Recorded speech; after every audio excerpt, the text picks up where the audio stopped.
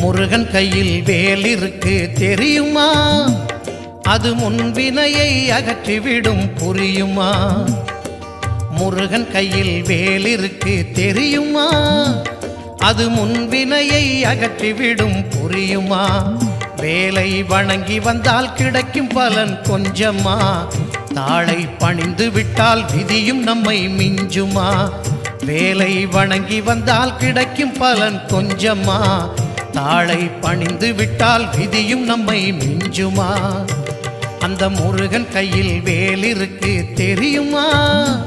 அது முன்வினையை அகற்றிவிடும் புரியுமா?